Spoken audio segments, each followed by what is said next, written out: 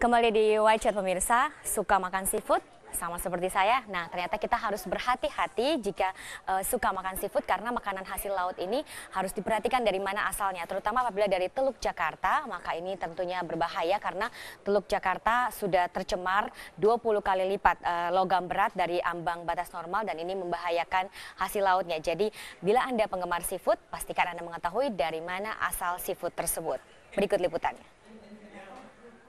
Inilah kondisi di dalam perairan Teluk Jakarta yang kami rekam baru-baru ini. Kotor dan keruh.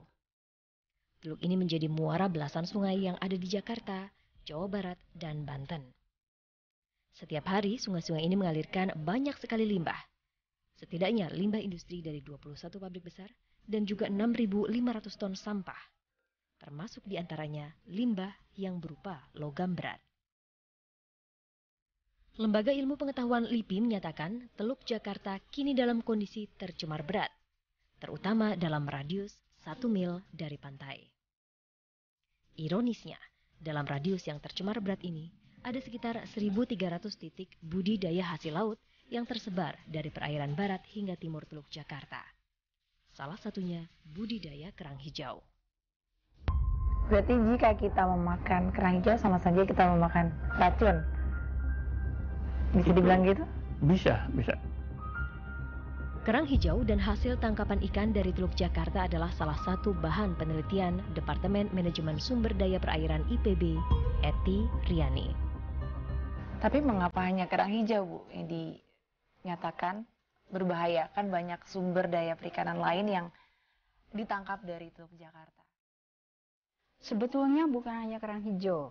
Termasuk kami pernah ada penelitian pada ikan barakuda, itu pun juga cukup tinggi kandungannya pada dagingnya justru yang dikonsumsi.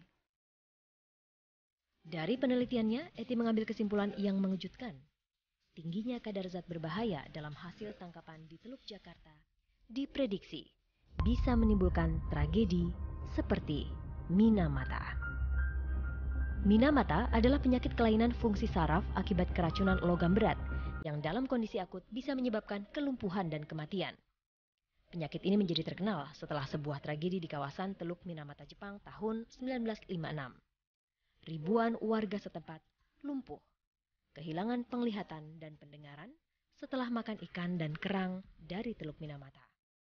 Belakangan diketahui, Teluk Minamata tercemar limbah pembuangan pabrik kimia yang mengandung merkuri, salah satu jenis logam berat.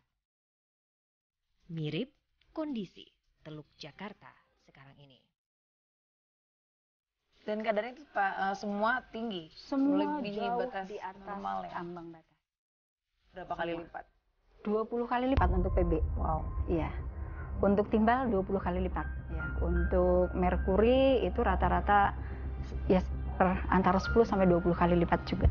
Ironis, setiap harinya berton-ton kerang hijau berbahaya ini dijual bebas. Bahkan inilah yang menjadi sumber pendapatan ribuan warga di sepanjang Teluk Jakarta. Dari Teluk Jakarta, kerang-kerang hijau itu beredar luas tanpa batas. Pertanyaannya, mengapa makanan laut yang berbahaya ini dijual bebas?